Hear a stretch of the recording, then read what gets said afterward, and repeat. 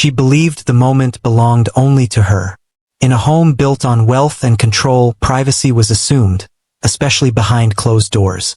His mother sat quietly, frail, trusting the care placed in someone else's hands. The water was poured slowly, long enough to feel intentional. From the hallway he stopped cold. He didn't raise his voice. He didn't step in. There are moments when interruption would erase the truth you're trying to see. This wasn't a stranger. This was his new wife. The woman the world had just applauded him for marrying. And what unsettled him most wasn't the act itself. It was how ordinary it looked. No hesitation. No guilt. Just routine.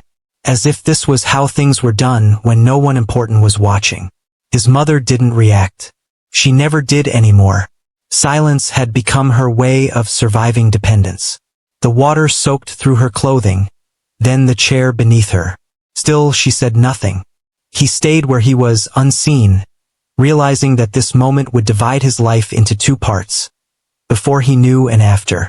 Because catching something like this isn't just discovery. It's responsibility. He pulled out his phone. Not to call for help. Not to confront her privately. To record. To document. To ensure that what happened next wouldn't be his word against hers. What he chose to do with that footage would make headlines within 48 hours, and cost him far more than his marriage. Before we continue, let us know in the comments where you're watching from. We'd love to hear from you. And if you're new here, click on the subscribe button so you never miss any of our upcoming videos. Marcus Hayes wasn't just wealthy. He was extraordinarily wealthy, the kind of wealth that appeared in Forbes lists and business journals, that opened doors most people didn't even know existed. At 53 years old, he'd built a real estate and private equity empire worth over $2 billion. His portfolio included commercial properties across 15 states, luxury residential developments in major cities, and strategic investments in emerging markets that had multiplied his wealth exponentially over 2 decades. He owned a 12,000 square foot estate in Alpine, New Jersey, one of the wealthiest zip codes in America, with manicured grounds, a tennis court, an indoor pool, and a guest house larger than most people's primary residences. He had a penthouse in Manhattan, a vacation home in the Hamptons, and a villa in Tuscany he visited twice a year. His cars, a collection he maintained but didn't particularly care about, included vehicles most people only saw in magazines. But Marcus hadn't started with any of this. He'd built it from absolutely nothing, and that origin story mattered to understanding everything that came after. Marcus grew up in a cramped 2-bedroom apartment in Newark, New Jersey, raised by a single father who worked grueling double shifts at a packaging plant just to keep them housed and fed. His mother, Evelyn, had left when Marcus was 7 years old. She didn't leave a note or an explanation. One morning she was there, humming along to the radio while making breakfast, and by that evening she was gone. His father, Thomas Hayes, never talked about it in any detail. He simply told Marcus that sometimes people make choices we don't understand, that the only thing we can control is how we move forward, and that they'd be fine on their own. So they moved forward, quietly, without answers, building a life from what remained. Thomas worked himself to exhaustion providing for Marcus, and Marcus learned early that survival required relentless focus and discipline. He studied obsessively, stayed out of trouble, and took on part-time jobs as soon as he was old enough to work. By 16, he was stocking shelves at a grocery store before school, tutoring younger students for cash on weekends, and saving every dollar he didn't absolutely need to spend. His father was proud of him, but pride didn't pay college tuition, and Marcus understood that if he wanted a different life, he'd have to construct it himself with no safety net beneath him. He graduated high school with perfect grades and a full scholarship to Rutgers, where he studied finance and economics while working nights as a security guard in an office building downtown. He slept 4 hours a night, survived on coffee and determination, and pushed through exhaustion because he understood something most of his peers didn't. Opportunity doesn't wait for you to be ready. You either seize it when it appears or watch it pass by and never return. After college, he landed an entry-level analyst position at a mid-sized investment firm in Manhattan. The salary was modest, the hours brutal, but Marcus treated it like a masterclass in how wealth actually worked. He watched how deals were structured, how relationships were leveraged, how confidence and information could be just as valuable as capital itself.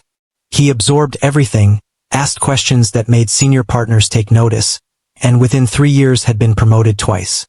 By 30, he was managing his own portfolio of high-net-worth clients. By 35, he'd left the firm to start his own private equity and real estate development company, using a combination of his savings, investor capital, and sheer audacity to acquire his first commercial property, a struggling office building in Newark that everyone else had written off as a bad investment. Marcus saw what others missed. The neighborhood was positioned for revitalization. City incentives were available, and the building's bones were solid despite its neglected exterior. He bought it at a steep discount, invested strategically in renovations, leased it to tenants at competitive rates, and sold it 3 years later for triple what he'd paid. He rolled that profit into 2 more properties, then 5, then a dozen, building a reputation for identifying undervalued assets and transforming them into profitable ventures. His business grew exponentially. By 40, he was managing a portfolio worth hundreds of millions. By 45, he'd crossed into billionaire territory through a series of strategic acquisitions and a particularly lucrative investment in a technology startup that went public at a valuation no one had predicted. By 50, Marcus Hayes was one of the wealthiest self-made businessmen in the Northeast, with a net worth that fluctuated between 2 and 3 billion depending on market conditions. But wealth hadn't erased his past. He still remembered what it felt like to be poor, to worry about whether the rent would get paid, to go to bed hungry because groceries had to stretch further than they should. And he remembered his mother's absence as a wound that had never fully healed, a question mark that had shaped his entire life. Evelyn Hayes had been gone for 46 years when she finally reached out to Marcus. He was 52 at the time, his father having passed away from a heart attack 4 years earlier, taking with him any chance of understanding why Evelyn had left. Marcus had long since stopped actively searching for her, though private investigators he'd hired over the years had occasionally provided leads that went nowhere. He'd resigned himself to never knowing what had happened, to living with that permanent void. Then one afternoon, sitting in his office on the 42nd floor of a Manhattan high-rise, his assistant forwarded him an email that had come through his company's general contact form. The subject line read, "From your mother." Marcus stared at it for several minutes before opening it, his heart pounding in a way it rarely did anymore, even during high-stakes negotiations worth hundreds of millions. The email was brief.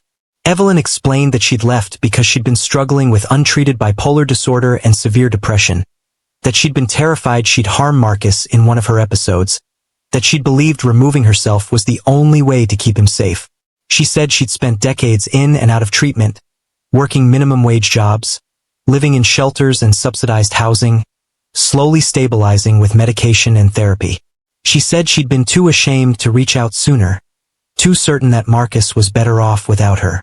But she was 78 now, her health declining, and she wanted him to know the truth before she died. She wasn't asking for money or forgiveness. She just wanted him to understand. She included her phone number. Marcus didn't respond immediately. He sat with the email for 2 weeks, reading it dozens of times, trying to reconcile the mother he'd constructed in his imagination over 46 years with the woman who'd written these words. He consulted his therapist, Dr. Raymond Chin, whom he'd been seeing monthly for years to manage the stress of running a billion-dollar enterprise. Dr. Chun encouraged him to reach out if he felt ready, but cautioned that reconnection might bring as much pain as resolution. Marcus decided he needed to know. He needed to hear her voice, to see her face, to understand the person who'd left him and shaped every decision he'd made since. He called the number she'd provided. Evelyn answered on the 3rd ring, her voice thin and uncertain. They talked for 20 minutes that first call, careful and formal, both of them navigating decades of absence with painful politeness. Marcus asked if she'd meet him in person. Evelyn agreed, though her voice shook when she said yes. They arranged to meet at a diner in Trenton, neutral territory, the following Saturday. Marcus arrived 15 minutes early, sat in a corner booth, and watched the door with an anxiety he hadn't felt since he was a child waiting for his father to come home from work. When Evelyn walked in, Marcus recognized her immediately despite the decades. She was smaller than he remembered, her hair completely gray, her movements careful and slow. But her eyes were the same, the shape of her face was the same, and seeing her felt like being punched in the chest. They sat across from each other and talked for 4 hours. Evelyn told him everything. About the mental illness that had gone undiagnosed for years, the episodes where she'd lose time or become convinced of things that weren't real, the terror that she'd hurt Marcus during one of those episodes. She told him about leaving and living on the streets for months, eventually finding a shelter that connected her with mental health services, the years of medication adjustments and therapy that finally stabilized her. She told him about the jobs she'd worked, house cleaning, dishwashing, data entry, and the small apartment she lived in now with help from disability payments. She told him about following his career from a distance, reading articles about his success, feeling simultaneously proud and devastated that she'd missed his entire life. She didn't make excuses, didn't try to justify the abandonment. She simply told him the truth as she understood it and apologized for the harm she'd caused. Marcus listened with emotions cycling through him too quickly to identify: anger, grief, relief, confusion, love, resentment. When she finished, he didn't know what to say. So he asked her the question that had haunted him since childhood. Had she ever loved him? Evelyn's eyes filled with tears. She said she'd loved him more than anything in the world, that leaving him had destroyed her, but that she'd been convinced it was the only way to keep him safe from herself. Marcus nodded slowly, processing this, trying to integrate it into the narrative he'd carried for decades. They didn't resolve everything in that first meeting. How could they? 46 years of absence couldn't be bridged in a single conversation. But Marcus didn't close the door. He told Evelyn he needed time to process everything she'd shared, but that he was willing to stay in contact, to see if they could build some kind of relationship even if it could never be what it should have been. Evelyn cried then, thanking him quietly, saying she hadn't expected even this much. They exchanged phone numbers, and over the following months they talked regularly. Short calls at first, just checking in, updating each other on mundane details of their lives. Then longer conversations, where Evelyn would share memories from Marcus's childhood and Marcus would tell her about his business, his life, the person he'd become. It was tentative and fragile, this reconnection, but it was real. Marcus found himself thinking about her constantly, wondering if they could actually rebuild something meaningful or if the damage was too extensive.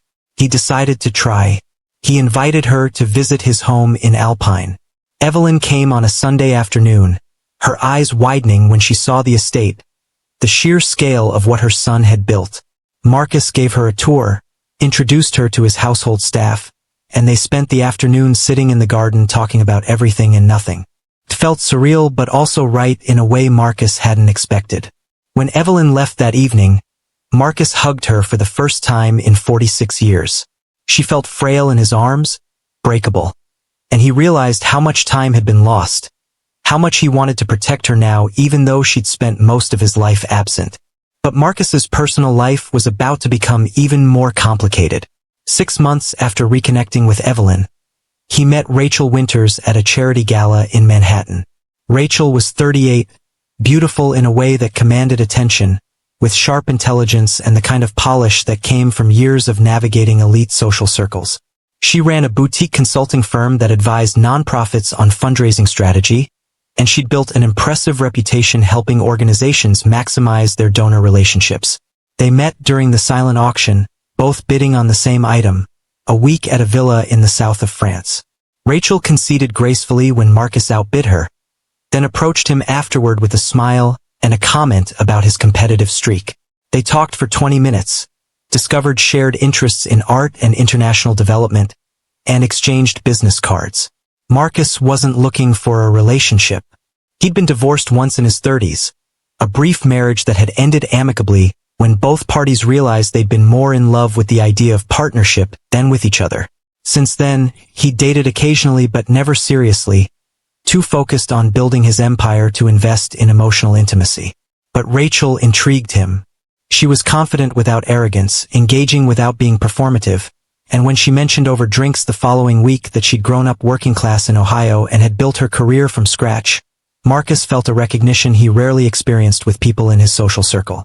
They dated for 8 months before Marcus proposed. Rachel had met Evelyn early in their relationship, and Marcus had been watching carefully to see how she'd respond to his mother's complicated history and current vulnerabilities. Evelyn's mental health was stable with medication, but her age and decades of poverty had taken a physical toll. She was frail, moved slowly, needed help with certain tasks. Rachel had seemed patient and understanding during their initial meetings, asking Evelyn thoughtful questions about her life, never treating her with the condescension or discomfort that some people showed around mental illness. Marcus appreciated this. He'd been clear from the beginning that his relationship with his mother was important to him, that he intended to support her for the rest of her life, and that any partner of his needed to accept and respect that reality. Rachel had assured him she understood completely, that she admired his commitment to family, that she'd welcome Evelyn into their lives together. When Marcus proposed, he did so with the confidence that he'd found someone who shared his values, who understood where he'd come from and what mattered to him beyond wealth and status. Rachel said yes immediately, and they married 4 months later in an elegant ceremony at Marcus's estate, surrounded by 200 guests from business, philanthropy, and society. Evelyn attended. Sitting in the front row in a wheelchair, Marcus had insisted on providing for her comfort, crying quietly throughout the ceremony. After the wedding, Rachel moved into the Alpine estate, and Marcus asked Evelyn if she'd like to move into the guest house on the property. Evelyn had been living in a small apartment in Newark, and while Marcus had been quietly paying her rent and expenses since their reconnection, he wanted her closer, wanted to be able to see her regularly and ensure she was receiving good care. Evelyn was hesitant at first, worried about being a burden, but Marcus insisted. The guest house was 3,000 square feet, fully furnished, with its own kitchen and living spaces and a bedroom on the ground floor so Evelyn wouldn't have to navigate stairs.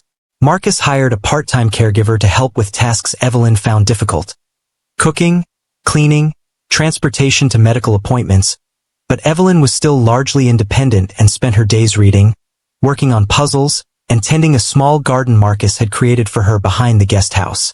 Rachel had seemed supportive of this arrangement, had even helped decorate the guest house to make it feel warm and personal rather than institutional. She joined Marcus and Evelyn for dinners several times a week initially, asking Evelyn about her day, bringing her books she thought Evelyn might enjoy.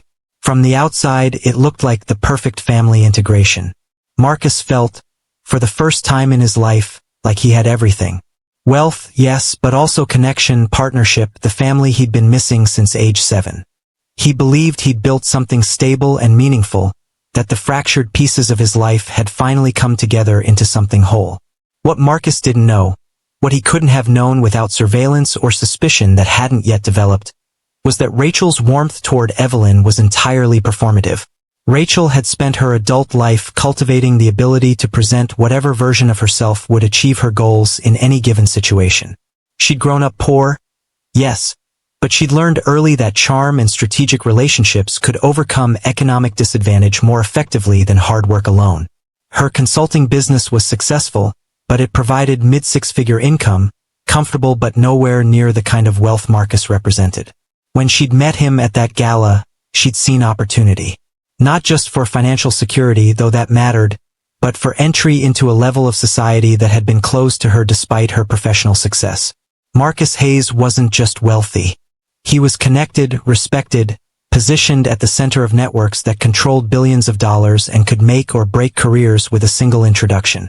Marrying him meant Rachel would never worry about money again, but more importantly, it meant she'd have access to power and influence she could never achieve on her own. She'd approached the relationship strategically from the beginning, researching Marcus's background, his values, his vulnerabilities. She'd understood quickly that his relationship with his mother was important to him, and she'd adjusted her behavior accordingly, presenting herself as someone who valued family and compassion and would embrace Evelyn without reservation. But Rachel's true feelings toward Evelyn were quite different. She viewed Marcus's mother as an inconvenience, a complication in what should have been a straightforward marriage to wealth and status. Evelyn took up Marcus's time and emotional energy that Rachel believed should be directed toward her. Evelyn's presence on the property was a reminder that Marcus's resources weren't solely Rachel's to manage. And as Evelyn's health began to decline, requiring more attention and care, Rachel's resentment grew. She hid it carefully when Marcus was present, maintaining her facade of patient devotion. But when she was alone with Evelyn, the mask slipped. Started with tone.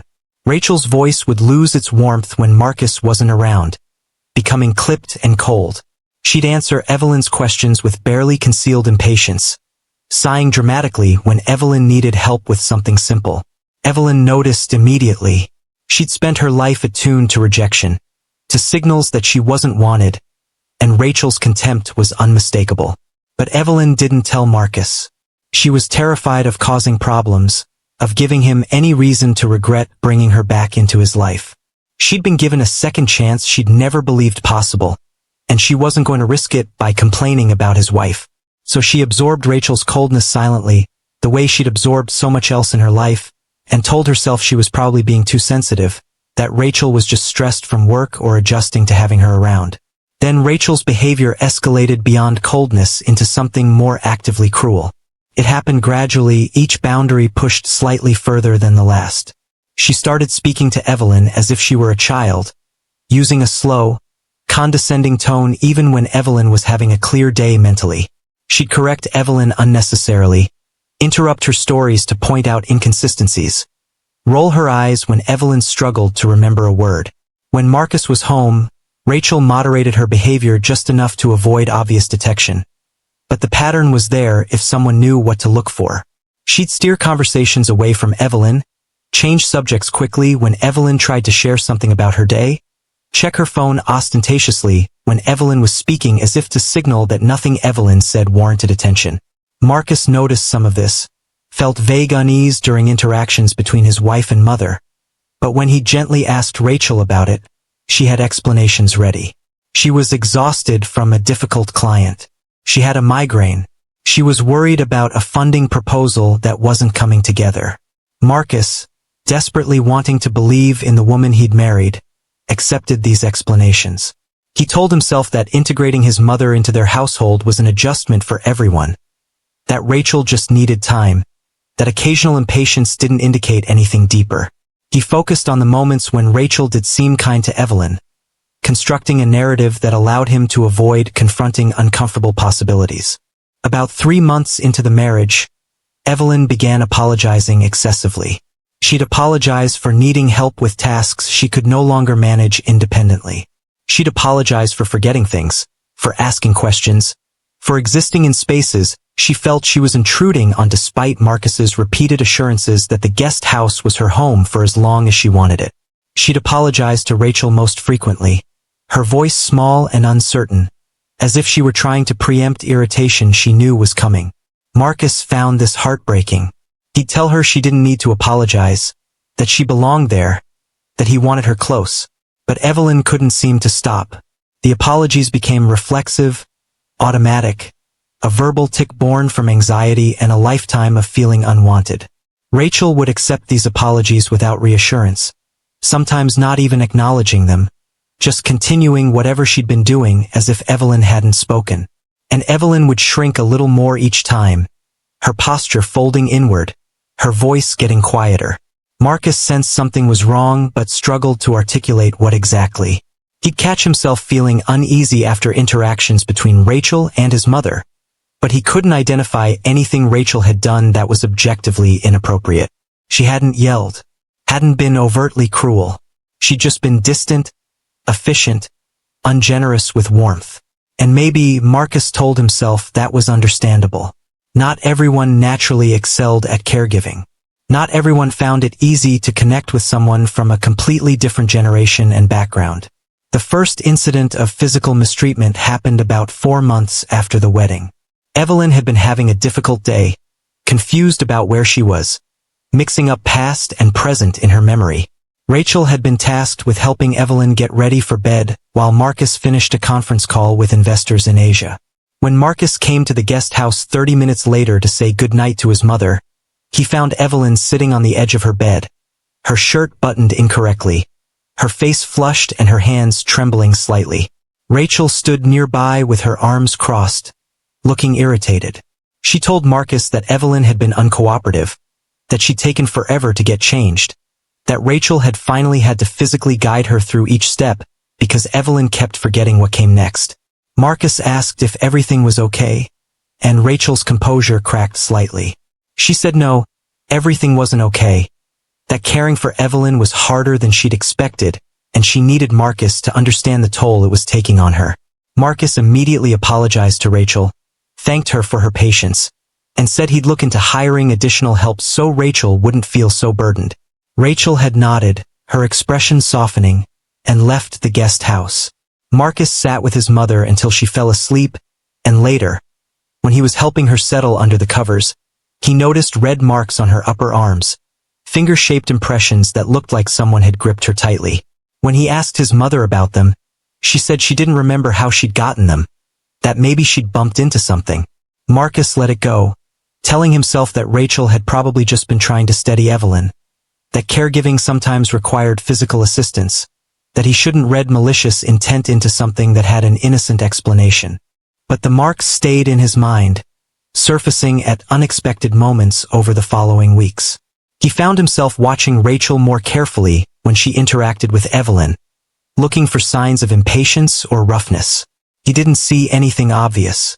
Rachel maintained her pleasant demeanor when he was present, helping Evelyn when asked, speaking to her with apparent kindness.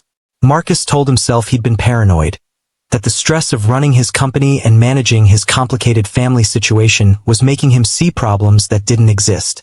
He pushed his concerns aside and focused on other things, on the multi-million-dollar acquisitions he was negotiating, on the charitable foundation he was expanding, on the life he was building with Rachel that included regular dinners with important people, travel to beautiful places, the trappings of success he'd worked his entire life to achieve. But something had shifted. He couldn't quite recapture the certainty he'd felt immediately after the wedding, the sense that everything had finally fallen into place. There was a whisper of doubt now, quiet but persistent, and it grew louder every time he noticed Evelyn flinch when Rachel entered a room. Every time his mother's apologies became more frequent and desperate. Every time Rachel's patience seemed just slightly too thin for the situation at hand. Marcus told himself he was being unfair to Rachel, that he was projecting his own unresolved guilt about his mother onto his wife. But deep down, beneath the rationalizations and willful blindness, he was starting to understand that something was very wrong in his home. He just didn't know yet how wrong, or what it would cost him to finally see the truth clearly. If you're still watching at this point, drop a comment with, "I'm still here." Let's see who's truly following this shocking story. The day everything changed started like any other. Marcus had a morning meeting in Manhattan with potential investors for a commercial development project in Brooklyn.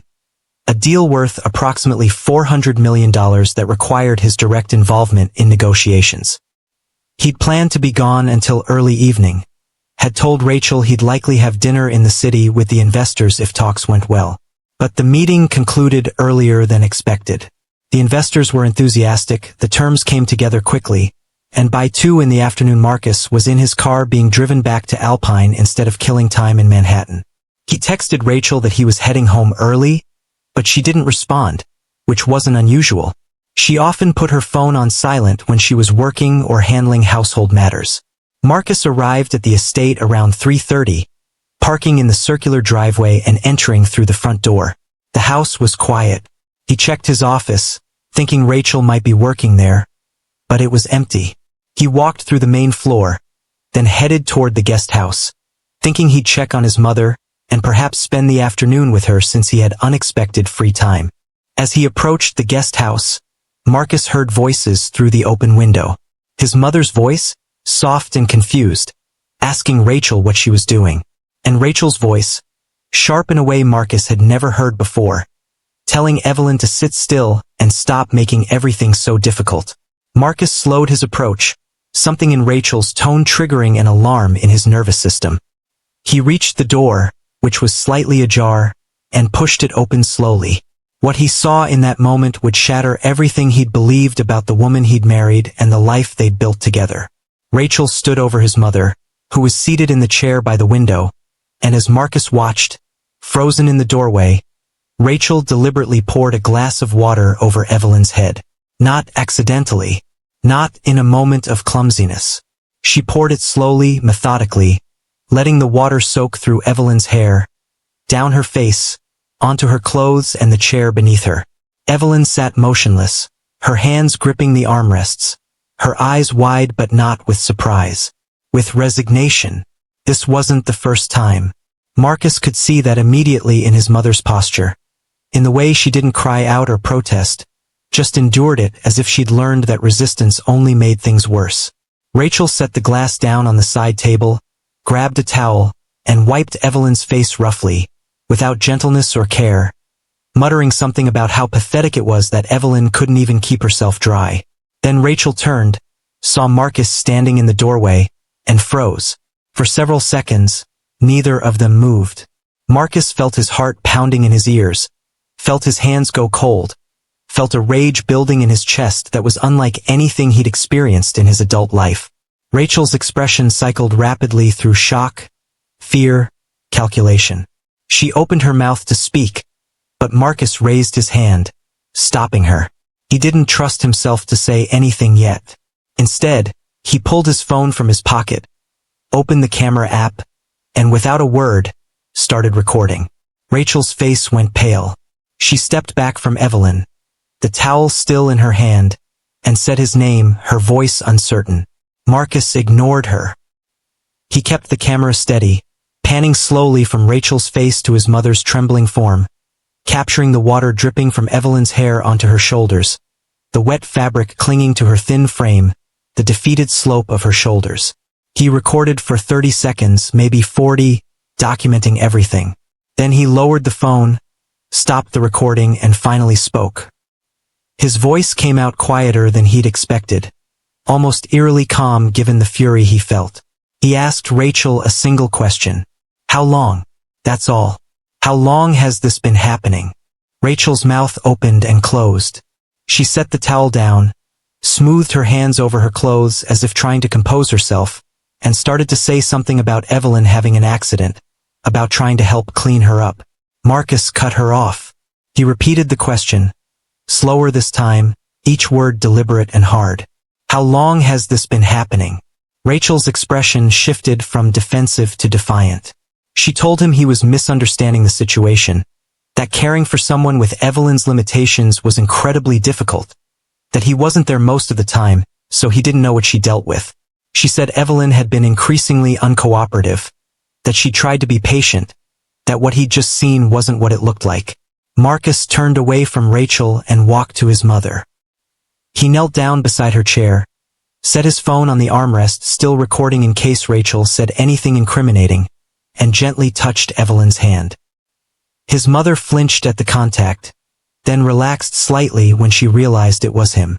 Marcus asked her softly, his voice breaking, if Rachel had done this before. Evelyn's eyes filled with tears, but she didn't answer immediately. Marcus asked again, more gently, Mom, has she hurt you before? Has this happened other times? Evelyn nodded, just once, a tiny movement Marcus almost missed. He asked her how many times. She held up her hand, fingers trembling, and showed him 3 fingers, then 4, then 5. Then she let her hand drop as if she'd lost count or didn't have the strength to continue.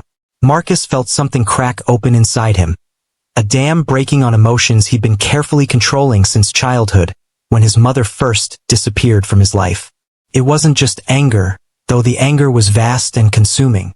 It was grief, raw and overwhelming, for all the years they'd lost, for the fragile reconciliation they'd been building, and for the realization that his mother had been suffering in his own home, under his protection, while he'd been blind to it.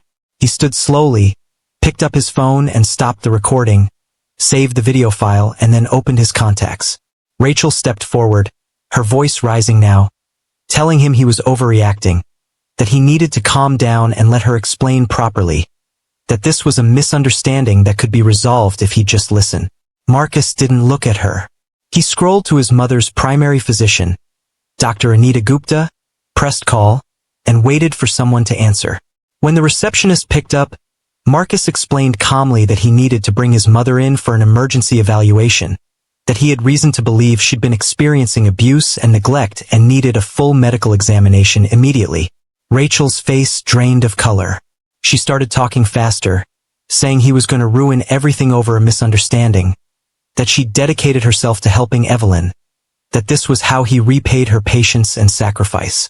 Marcus ended the call with the doctor's office after being told to bring Evelyn in within the hour, turned to face his wife, and told her in a voice that left no room for argument that she needed to leave the guest house immediately. Rachel stared at him, her jaw tight, then turned and walked out without another word, slamming the door behind her hard enough that the windows rattled.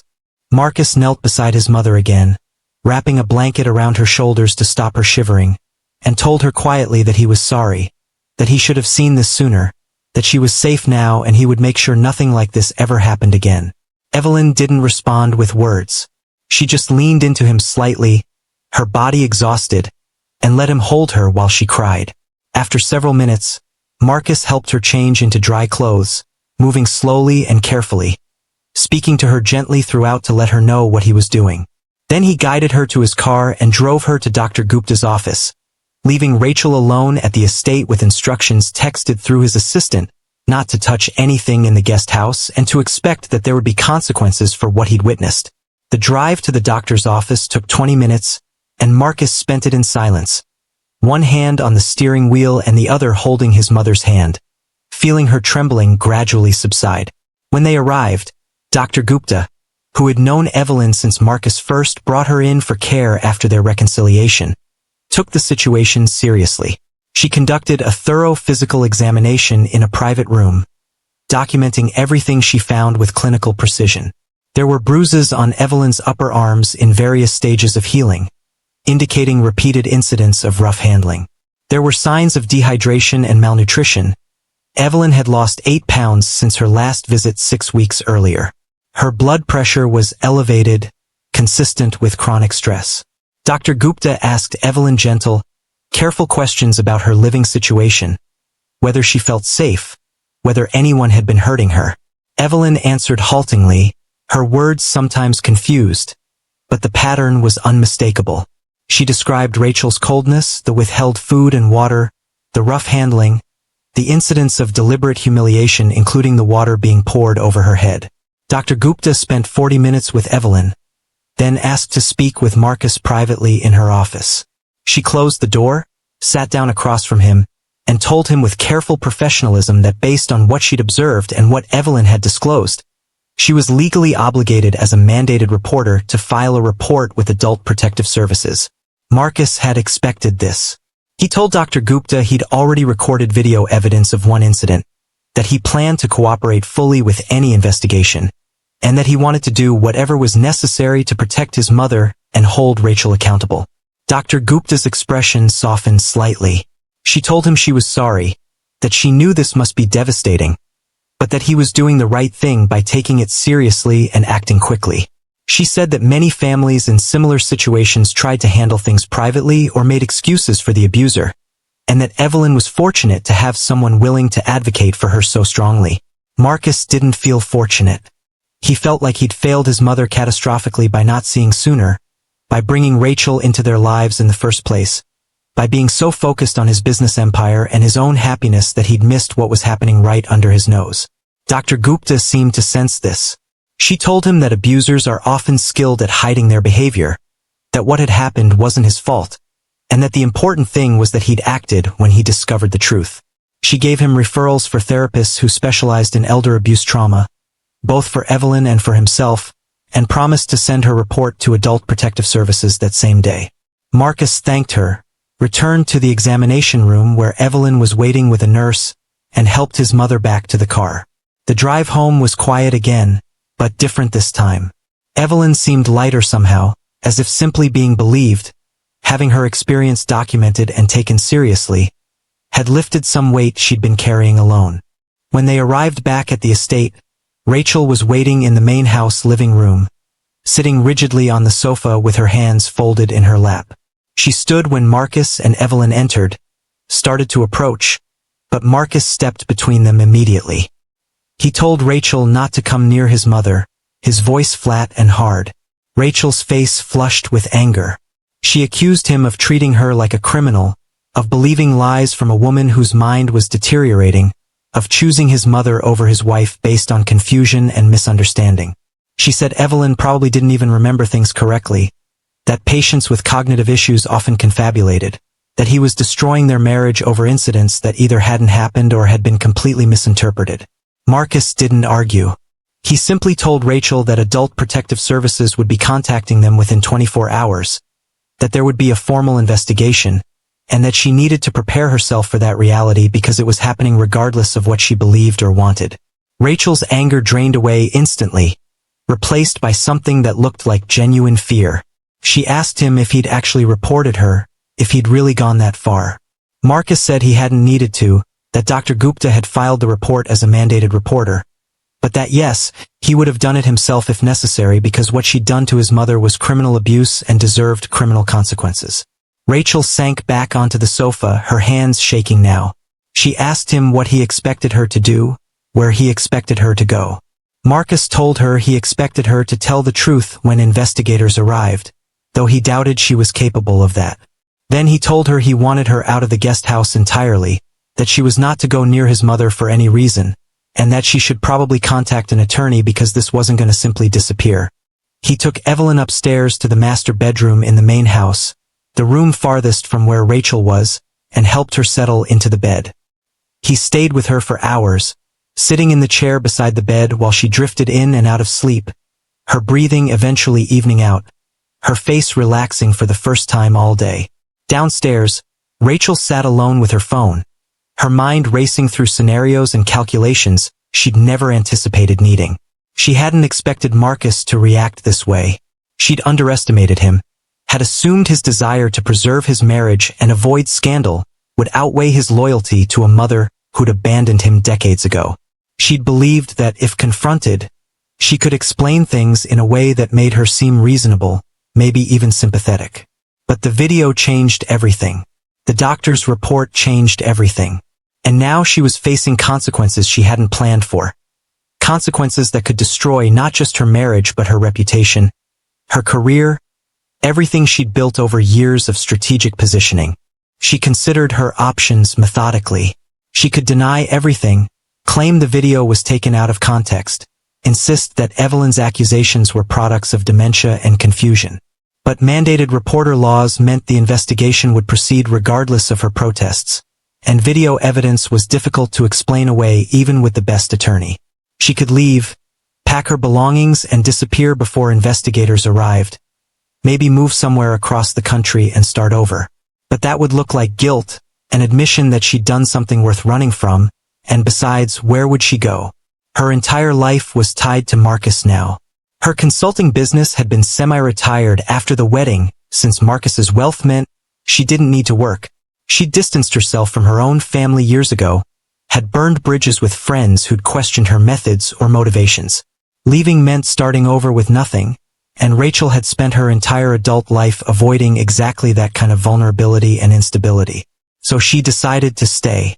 She would cooperate with the investigation, present herself as a devoted wife overwhelmed by the challenges of caring for someone with cognitive impairment, and hope that her version of events would be believed over Evelyn's confused recollections and Marcus's interpretation of what he'd seen. She would make herself sympathetic, would cry if necessary, would perform whatever role gave her the best chance of avoiding serious consequences. The investigator from Adult Protective Services arrived the next morning.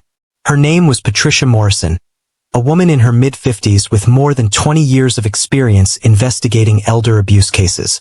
She'd seen everything, had developed an instinct for distinguishing genuine caregiving challenges from deliberate maltreatment, and she approached each case with professional skepticism balanced by compassion for victims.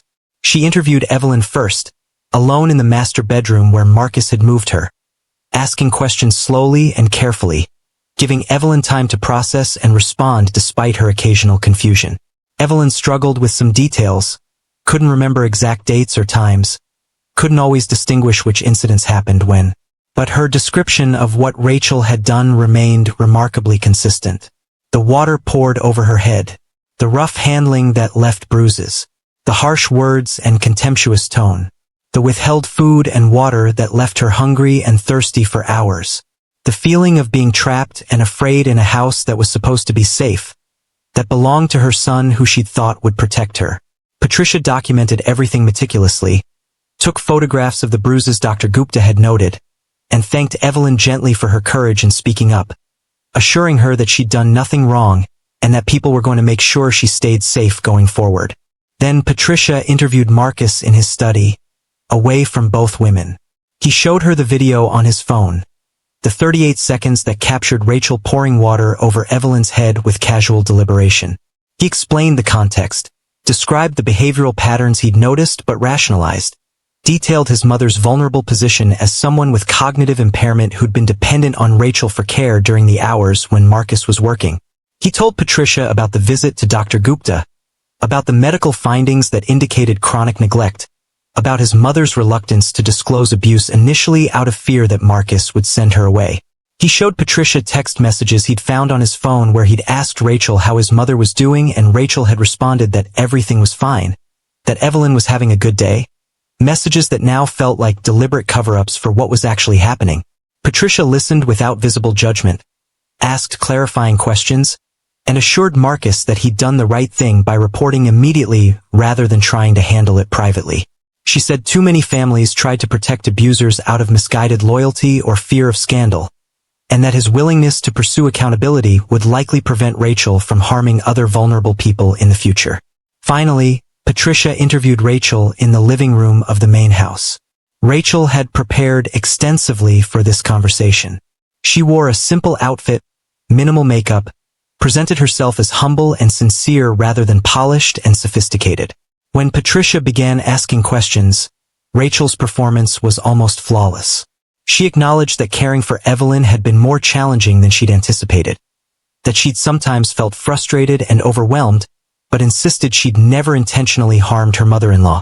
She claimed the incident Marcus had recorded on video had been completely misunderstood.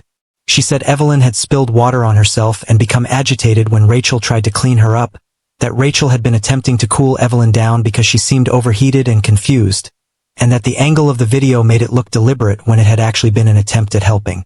She said the bruises on Evelyn's arms had come from Evelyn grabbing furniture when she lost her balance, something that happened frequently given her age and frailty.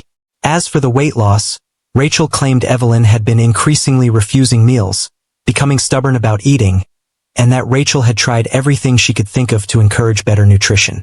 She said any harsh words Evelyn remembered were likely distorted by cognitive decline, that Rachel had always spoken respectfully even when feeling frustrated, and that she deeply regretted that her efforts to help had been so thoroughly misunderstood.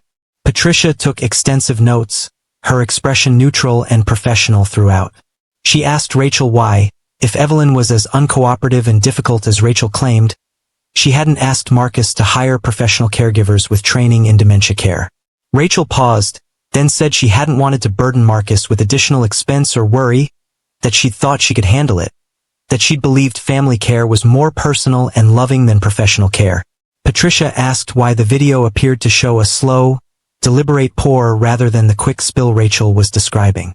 Rachel's composure slipped slightly. She said the video only captured a few seconds of a longer interaction, that it didn't show what had happened immediately before or after, and that Marcus was determined to see the worst in her because of complicated feelings about his mother's return to his life. Patricia asked about the medical findings, the dehydration and malnutrition that Dr. Gupta had documented. Rachel said those could be explained by Evelyn's refusal to eat and drink adequately, that she couldn't force-feed her mother-in-law, that she'd done her best under difficult circumstances. Patricia asked one final question. Had Rachel ever poured water over Evelyn's head on previous occasions, as Evelyn had indicated? Rachel said no, absolutely not, never. She said Evelyn was confused, that her memory couldn't be trusted, that what Evelyn believed had happened might not reflect actual reality. Patricia thanked her for her time, closed her notebook, and told both Marcus and Rachel that she would be submitting her findings to the county prosecutor's office for review within 48 hours. Rachel's hands trembled as Patricia left. Marcus stood by the window watching the investigator's car pull away, wondering what would come next and whether the system would actually hold Rachel accountable or find ways to excuse her behavior. The prosecutor's office moved faster than Marcus expected. Within a week, Rachel was formally charged with elder abuse in the second degree, a more serious charge than Marcus had anticipated, carrying a maximum sentence of 5 years in prison. The prosecutor, a woman named Jennifer Ramos who'd built her career on advocating for vulnerable populations, had reviewed the evidence and determined that the pattern of abuse, combined with Evelyn's particular vulnerability due to age and cognitive impairment, warranted the elevated charge. Rachel was arrested at the estate on a Tuesday morning, taken into custody by 2 detectives who read her rights while Marcus watched from the study window. She was processed, arraigned, and released on $50,000 bail with conditions that included no contact with Evelyn and surrender of her passport. She hired one of the most expensive criminal defense attorneys in New Jersey, a man named Robert Castellano who specialized in defending white-collar criminals and had a reputation for aggressive tactics and high acquittal rates. The legal machinery began grinding forward, and Marcus found himself in the center of a process he'd never imagined experiencing. The media discovered the story within days of Rachel's arrest. Someone, Marcus never learned who, leaked details to a local news outlet, and suddenly his name and Rachel's name were appearing in articles about elder abuse, about the hidden dangers of in-home care, about the vulnerability of dementia patients to mistreatment by family members and caregivers. Reporters called his office incessantly, showed up at the estate gates, asked neighbors and business associates for comments about Marcus Hayes the billionaire and his wife who'd been charged with abusing his elderly mother. Marcus stopped answering calls from unknown numbers, had his security team screen all visitors, and instructed his staff not to speak with media under any circumstances. He installed additional security cameras around the property and hired a full-time caregiver for Evelyn, a woman named Teresa Liu who came with 15 years of experience in geriatric care and impeccable references. Teresa started immediately, helping with Evelyn's medications, meals, personal care, and providing companionship that was genuinely warm and patient. Evelyn responded to Teresa almost immediately, her anxiety visibly decreasing, her smiles returning, her willingness to engage in conversation increasing day by day. Marcus watched this transformation and felt a mixture of relief and rage. Relief that his mother was finally receiving the care she deserved. Rage that it had taken so long, that she'd suffered unnecessarily because he'd trusted the wrong person. The preliminary hearing happened 6 weeks after Rachel's arrest. Marcus sat in the courtroom with Evelyn beside him and Teresa on her other side for support, watching Rachel enter with her attorney. Rachel wore a conservative navy suit, her hair pulled back simply, looking nothing like the polished socialite she'd been during their marriage. She looked smaller somehow, diminished, and Marcus felt nothing looking at her. No residual affection, no sympathy, not even satisfaction at seeing her reduced. Just a cold emptiness where his feelings for her used to exist. The prosecutor presented evidence systematically. The video played on a screen at the front of the courtroom, and Marcus heard several people in the gallery behind him inhale sharply when they saw Rachel deliberately pouring water over Evelyn's head, while Evelyn sat motionless and resigned. Dr. Gupta testified about her medical findings, the bruises and dehydration and weight loss that indicated sustained neglect and abuse. She explained how these findings, taken together, painted a clear picture of maltreatment rather than normal challenges of caring for someone with dementia. Rachel's attorney cross-examined aggressively, trying to establish that Evelyn's cognitive impairment made her an unreliable witness to her own experience, that she might have caused some injuries herself, that Dr. Gupta couldn't say with absolute certainty that Rachel was responsible for every medical issue documented. Dr. Gupta held her ground calmly, restating that the pattern of findings, considered as a whole, was consistent with abuse and neglect by a caregiver. Then the prosecutor called Marcus to testify. He walked to the witness stand, was sworn in, and answered questions about what he'd witnessed, what he'd found when he investigated his mother's living conditions, how Rachel had responded when confronted. Rachel's attorney tried to paint him as biased, as motivated by unresolved anger about his mother's decades-long absence, as projecting his own emotional issues onto his wife's caregiving efforts. Marcus stayed calm and factual. He simply described what he'd seen, what he'd documented, what his mother had told him. He didn't embellish or dramatize. The facts were damning enough without emotional enhancement. When he was dismissed from the stand, he returned to his seat beside his mother and took her hand, feeling her fingers squeeze his gently. The judge, a woman named Sandra Kowalski with 30 years on the bench and a reputation for taking elder abuse seriously, reviewed all the evidence presented and ruled that there was sufficient probable cause to bind the case over for trial. Rachel would face a jury. The trial date was set for 5 months out, and Marcus left the courthouse with his mother and Teresa, ignoring the reporters shouting questions from the courthouse steps. In the car, Evelyn looked at him and asked quietly if Rachel was going to jail. Marcus told her honestly that he didn't know, that it would depend on what a jury decided, but that regardless of the outcome, Rachel would never be allowed near her again. Evelyn nodded and looked out the window, and Marcus wondered what she was thinking, whether she felt vindicated or just exhausted by the entire ordeal. The months leading up to the trial were some of the most difficult of Marcus's life, and that was saying something for a man who'd built a billion-dollar empire from nothing. He continued running his businesses because bills and obligations didn't stop just because your personal life had imploded, but his focus was fractured constantly. He'd be in high-level meetings about acquisitions worth hundreds of millions and find himself thinking about his mother, about the fear she must have felt during those months with Rachel, about how close he'd come to never discovering the abuse. His performance at work didn't suffer noticeably. His team was strong enough to carry things when he was distracted, but Marcus knew he wasn't operating at his usual level of intensity and strategic brilliance. His colleagues noticed but didn't pry.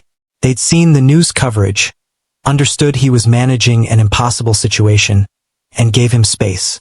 Some sent supportive messages or offered to help in vague ways. Marcus appreciated the gestures even though there was nothing anyone could actually do to make this easier. At home, he focused on Evelyn's recovery and stability. Teresa continued her excellent care, and Marcus spent as much time with his mother as his schedule allowed. They had dinner together most evenings, sat in the garden on weekends, talked about nothing important and everything important simultaneously. Evelyn's memory continued to be inconsistent, some days sharp and clear, other days confused and fragmented. But what remained constant now was her sense of safety. She no longer flinched when people approached her. She no longer apologized constantly for existing. She laughed sometimes, made jokes, expressed opinions without checking first to see if they'd be met with contempt. Marcus documented these changes privately, not with photographs or video but with attention and gratitude, storing them as evidence that healing was possible even after profound violation. He also started therapy with Dr. Raymond Chen, not just for stress management but to process the guilt and anger and grief he was carrying. Dr. Chen helped him understand that he wasn't responsible for Rachel's choices, that abusers are skilled at deception, that his decision to act when he discovered the truth was what mattered most. The guilt didn't disappear, but it became more manageable, less likely to ambush him at 3 in the morning when he couldn't sleep. The trial began on a cold morning in late February. The courthouse was packed with media, spectators, and people who'd followed the case and wanted to see justice served or derailed depending on their perspective. Marcus arrived early with Evelyn and Teresa, wanting to get settled before the chaos fully descended. Jennifer Ramos met them in a conference room and reviewed what to expect. She warned that Rachel's attorney would be aggressive, particularly in cross-examining Evelyn, and that they should prepare for Rachel to present herself sympathetically. She reminded Evelyn that it was okay if she didn't remember every detail, that her honesty was more important than perfect recall. Evelyn nodded, but Marcus could see the anxiety in her eyes, the fear of being humiliated publicly, of having her confusion used against her. He squeezed her hand and promised he'd be there for every moment, that she wasn't facing this alone. They entered the courtroom together, and Marcus saw Rachel already seated at the defense table with Robert Castellano beside her. She didn't look at them, kept her eyes forward, and Marcus was glad. He didn't want to see her face, didn't want any reminder of the person he'd thought she was. Jury selection took 2 full days. Robert Castellano was strategic and thorough, using his challenges to remove anyone who had personal experience with elder care or dementia, anyone who might be predisposed to believe Evelyn despite her cognitive impairment.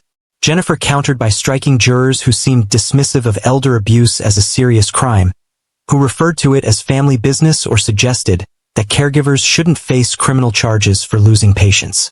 By the end of the second day, they had 12 jurors and 2 alternates, a mix of ages and backgrounds, people who would hold Rachel's fate in their hands. Marcus studied them, trying to read whether they'd be sympathetic or skeptical, but faces revealed nothing definitive.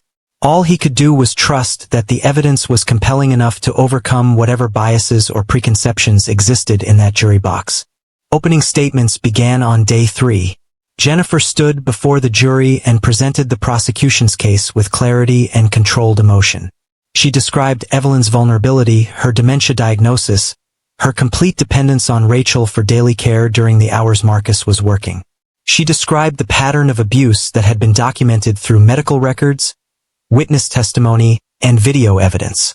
She told the jury this wasn't a case about a caregiver making honest mistakes under stress. This was a case about deliberate cruelty towards someone who couldn't defend herself, someone whose cognitive impairment made her an easy target for someone who viewed her as an inconvenience rather than a human being deserving of dignity. She said the evidence would show that Rachel Winters Hayes had systematically abused Evelyn Hayes over a period of months, and that this abuse constituted a serious crime regardless of the victim's ability to remember or articulate every detail of her suffering. When Jennifer sat down, Robert Castellano stood. He was shorter than Marcus remembered from the preliminary hearing, maybe 5'7", but he commanded attention immediately. His voice was measured and almost gentle as he addressed the jury. He acknowledged that what they would see on video was disturbing, that caring for someone with dementia presented genuine challenges.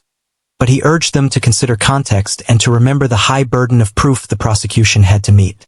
Robert painted Rachel as someone who tried her best in extraordinarily difficult circumstances, who'd made one mistake in a moment of overwhelming frustration, and who was now facing criminal charges because her billionaire husband couldn't forgive her for being imperfectly human.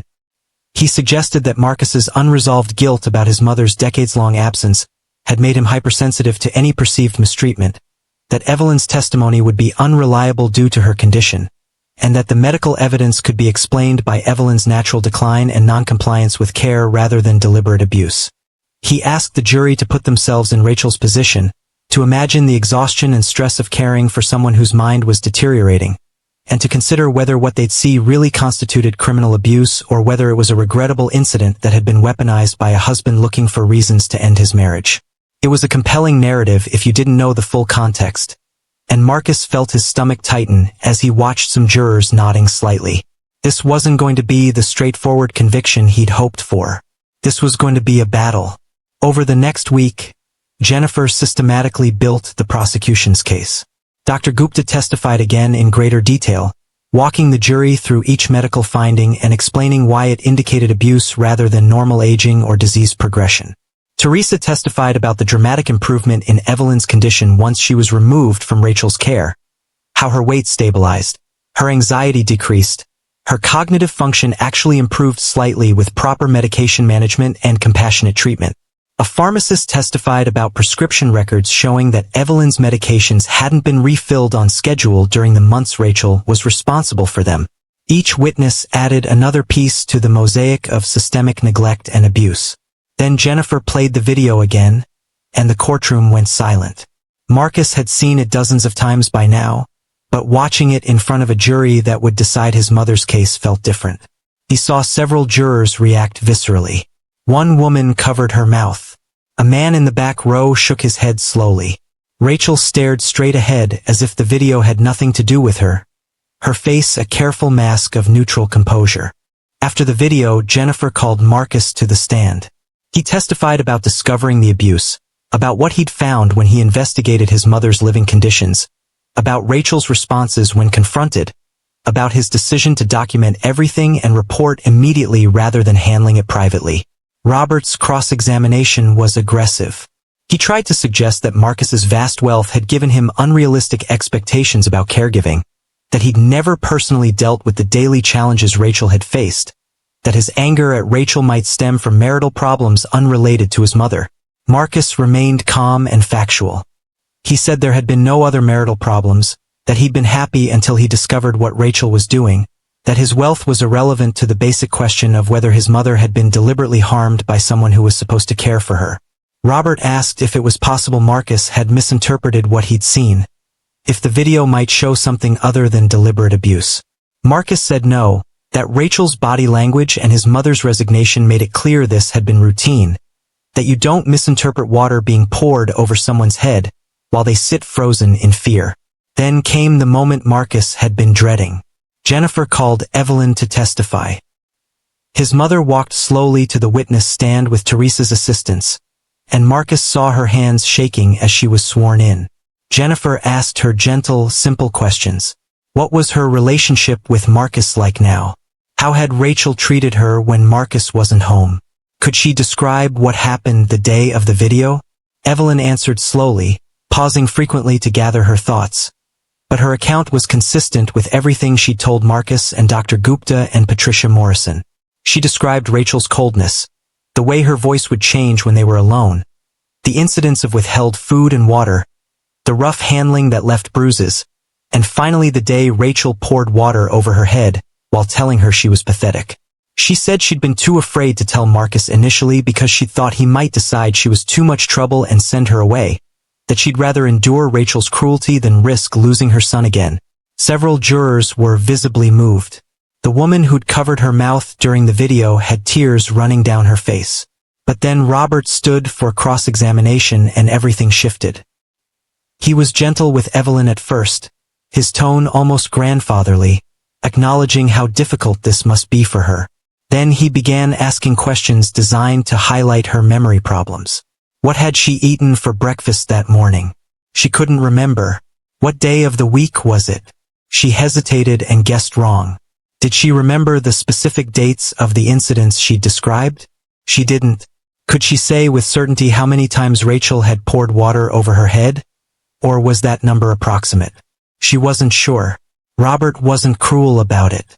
He was almost kind, which somehow made it worse because his gentleness highlighted Evelyn's confusion without seeming to attack her. He established, piece by piece, that Evelyn's memory was unreliable, that she couldn't distinguish clearly between what had actually happened and what she might have imagined or been told by others.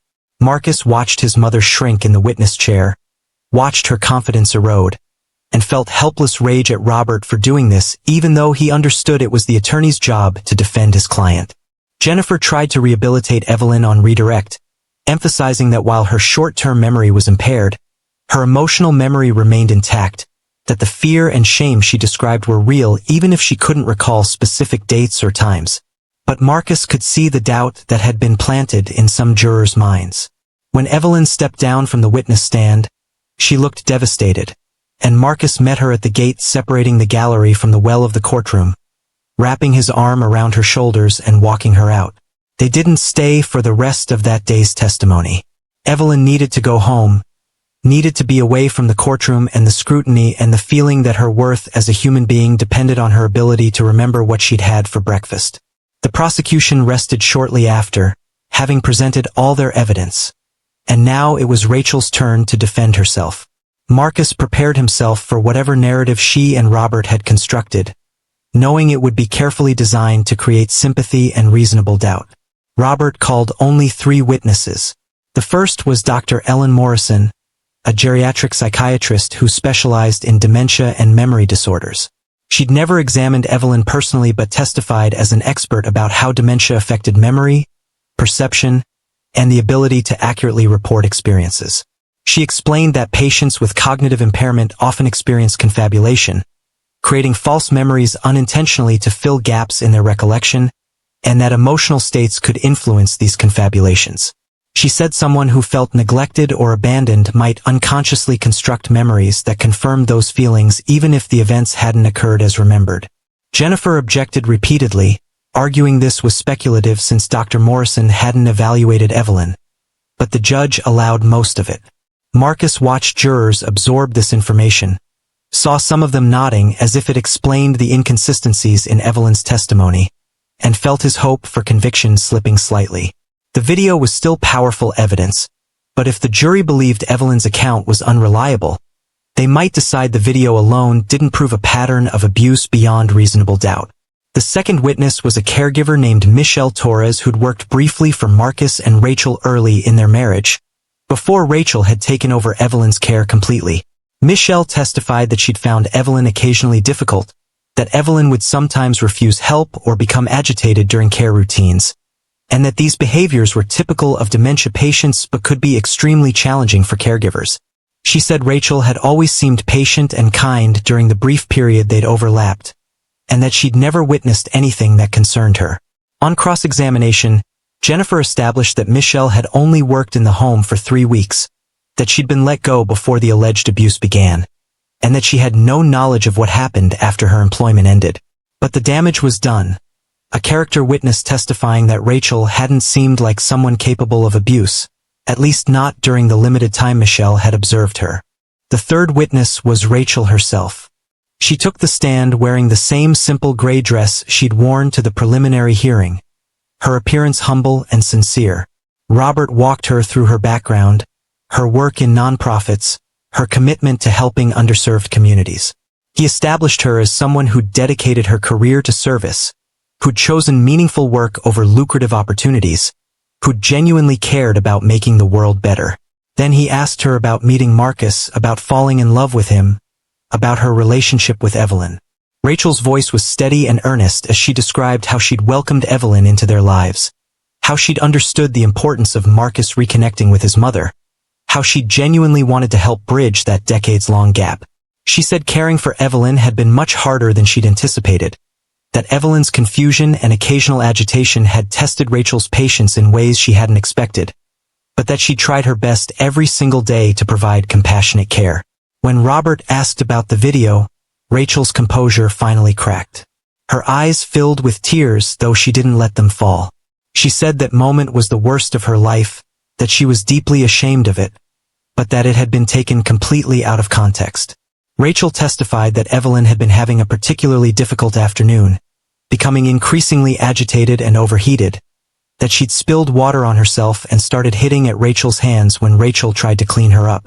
She claimed she'd poured water over Evelyn's head to cool her down, that it had been a de-escalation technique she'd read about for dealing with agitated dementia patients, and that the angle of the video made it look deliberately cruel when it had actually been an attempt to help.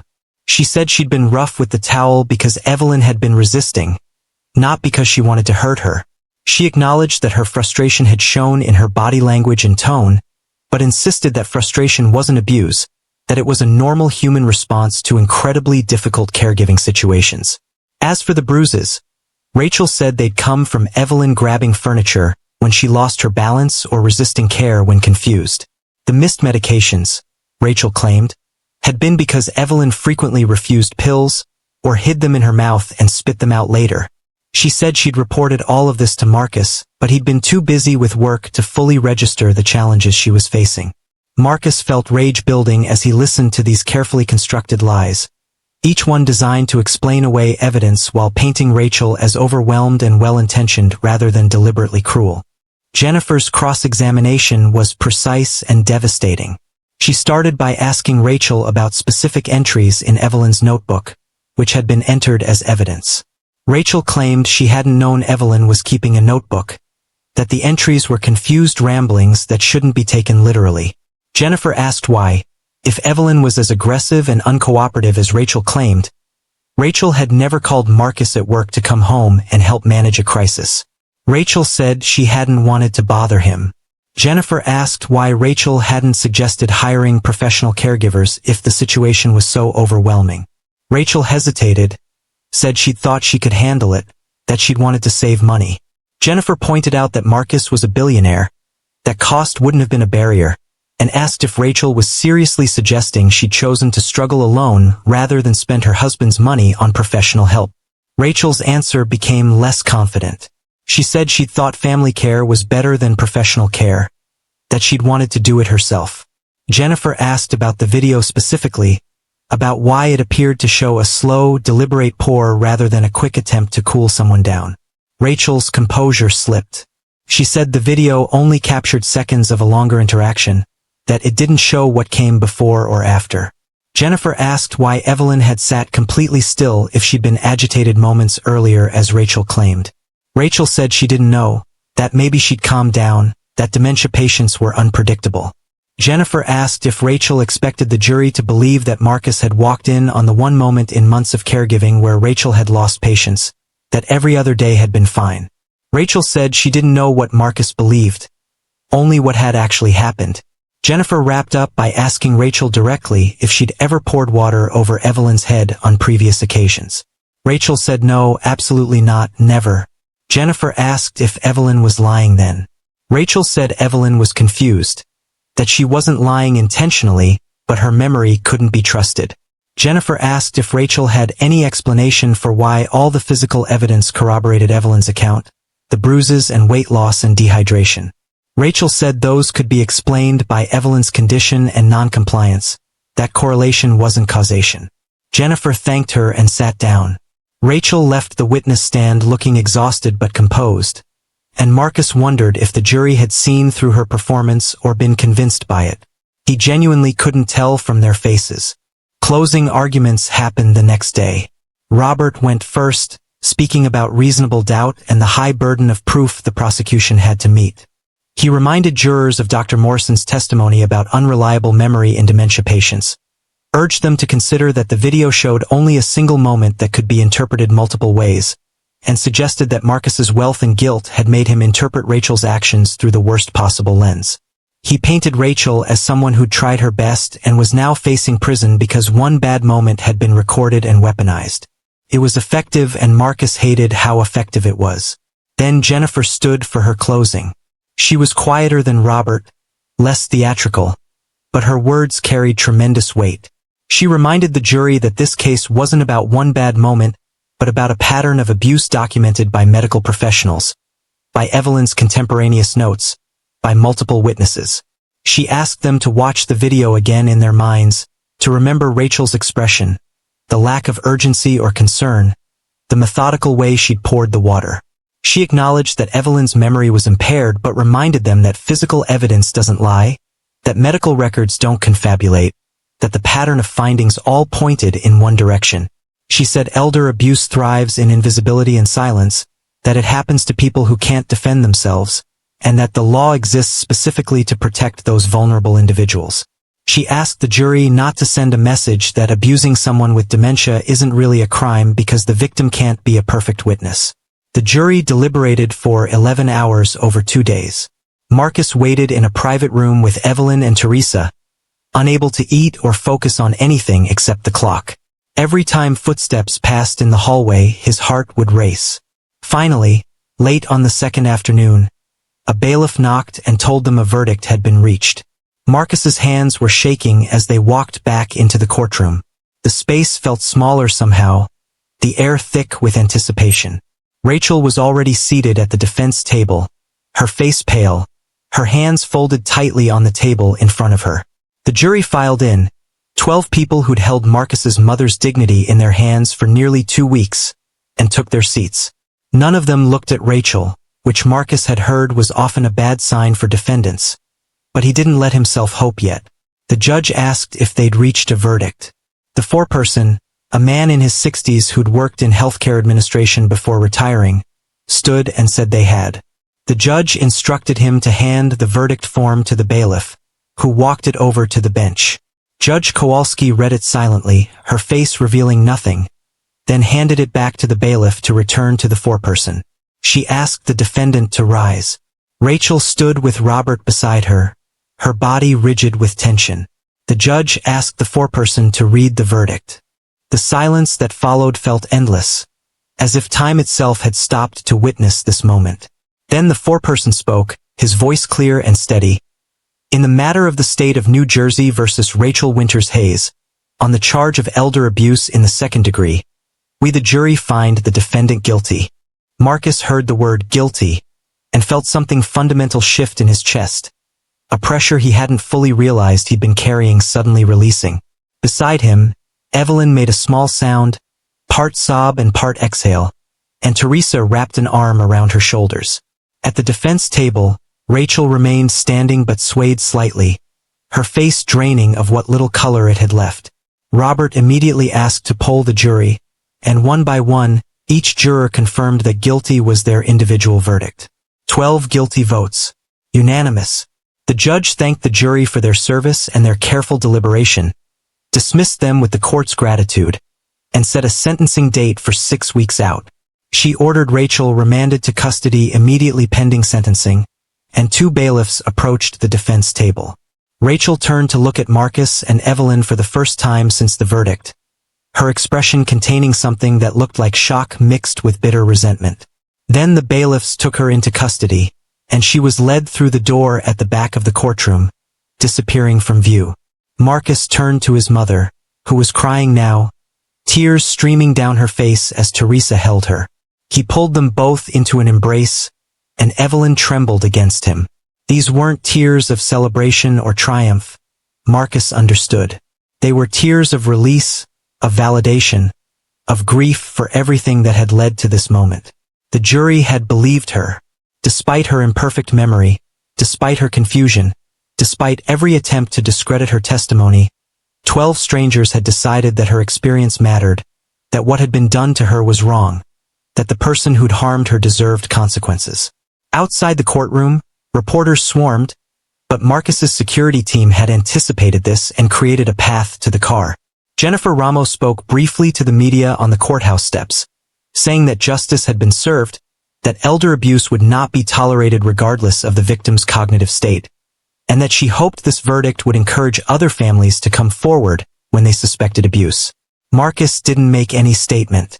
He just got his mother and Teresa into the car and drove home, the three of them sitting in silence as the reality of what had just happened slowly settled over them. That evening, after Evelyn had been settled in bed, exhausted from the emotional toll of the day, Marcus sat alone in his study and finally allowed himself to feel the full weight of everything. Relief, yes, that Rachel had been held accountable, but also sadness that was almost overwhelming. Sadness that his marriage had been a lie, that the woman he trusted with his mother's care had been capable of such cruelty, that his mother had suffered in his own home while he'd been too blind to see it clearly. He thought about the life he'd imagined when he married Rachel, the partnership he'd believed they were building, and felt the loss of that future even while understanding intellectually that it had never been real. Rachel had never loved him. She'd loved his wealth, his status, his connections, the life he could provide. And when his mother had become an obstacle to her complete access to those resources, Rachel had responded with cruelty rather than compassion. Marcus poured himself 2 fingers of whiskey, something he rarely did, and sat by the window looking out at the estate grounds. The guest house where his mother had suffered was visible from here, lit by exterior lights, looking peaceful and innocent. He thought about having it torn down, about removing that physical reminder of what had happened. But that felt like erasure, like pretending it hadn't occurred, and Marcus believed in facing reality rather than avoiding it. The sentencing hearing happened on a warm morning in April, almost exactly 1 year after Marcus had witnessed Rachel pouring water over his mother's head. The courtroom was less crowded this time, the media having mostly moved on to fresher scandals. But the people who mattered were present. Jennifer Ramos presented the state's sentencing recommendation. 4 years in state prison, the upper end of the sentencing range for the charge, followed by 5 years of supervised probation with conditions including no contact with Evelyn or Marcus, mandatory counseling, and permanent prohibition from working in any caregiving capacity or with vulnerable populations. Jennifer argued that Rachel had abused a profound position of trust, had targeted someone uniquely vulnerable due to age and cognitive impairment, and had shown no genuine remorse throughout the trial. She said the abuse had been sustained and deliberate rather than a momentary lapse, and that the maximum sentence was warranted to protect other vulnerable individuals and to send a clear message that elder abuse would be prosecuted vigorously in New Jersey. Robert Castellano argued for leniency, citing Rachel's lack of prior criminal record, her years of service in the nonprofit sector, her contributions to the community. He suggested 2 years in prison followed by probation, arguing that excessive incarceration would serve no rehabilitative purpose and would permanently destroy Rachel's career and reputation beyond what had already occurred. The judge asked if anyone wished to make a victim impact statement. Marcus had prepared one, and he stood, walking to the podium with notes he'd written and rewritten a dozen times. But when he reached the microphone, he set the notes aside and spoke from his heart instead. He told Judge Kowalski about his mother's life, about the decades they'd spent apart, about the fragile reconciliation they'd been building when Rachel entered their lives. He described his mother's vulnerability, the trust he'd placed in Rachel that had been so catastrophically violated. He talked about the long-term impact of the abuse on Evelyn's mental and physical health, the way it had eroded her sense of safety and self-worth even beyond what her cognitive decline had already taken. He said his mother would never fully recover from what Rachel had done, that the psychological damage extended far beyond the physical injuries, that Evelyn would carry this trauma for whatever time she had left. He told the judge he wasn't asking for vengeance or excessive punishment, but for accountability that reflected the seriousness of what had occurred. He said vulnerable people deserve protection, that harming them cannot be dismissed as mere caregiver frustration, that there must be consequences significant enough to deter others from making the same choices Rachel had made. When he finished, his voice was steady but his hands were shaking, and he returned to his seat beside his mother. Judge Kowalski asked if Evelyn wished to speak. Marcus hadn't prepared his mother for this possibility, hadn't wanted to put additional pressure on her, but Evelyn slowly stood with Teresa's help and made her way to the podium. She stood there for a long moment, looking at the judge, then briefly at Rachel, who sat with her head down at the defense table. When Evelyn spoke, her voice was soft but clearer than Marcus had heard it in months, as if the importance of the moment had temporarily sharpened her focus. She said she didn't understand why Rachel had hurt her, that she tried so hard to be good, to not cause problems, to stay out of the way. She said she'd been afraid every day that Marcus would decide she was too much trouble and send her away, which is why she hadn't told him sooner what was happening. She said she forgave Rachel, not because Rachel deserved forgiveness, but because carrying anger was too heavy and Evelyn didn't have strength for that weight anymore. But she hoped Rachel would learn to be kinder to people who couldn't fight back, that no one else would have to feel small and scared the way Evelyn had felt. Then she stopped, looked confused for a moment as if she'd forgotten where she was, and Teresa gently guided her back to her seat. The courtroom was absolutely silent. Several people in the gallery were crying. Rachel kept her head down, her face hidden. Judge Kowalski took a brief recess to consider the sentencing arguments, then returned and delivered her decision. She sentenced Rachel to 3.5 years in state prison, followed by 5 years of supervised probation with all the conditions Jennifer had recommended. She said that while she considered Rachel's lack of prior criminal record, the sustained nature of the abuse, the extreme vulnerability of the victim, and Rachel's lack of genuine remorse throughout the proceedings warranted significant incarceration. She noted that caregivers, whether family members or professionals, held positions of profound trust, and that violating that trust, particularly with someone as vulnerable as Evelyn Hayes, was among the most serious breaches of human decency the court encountered.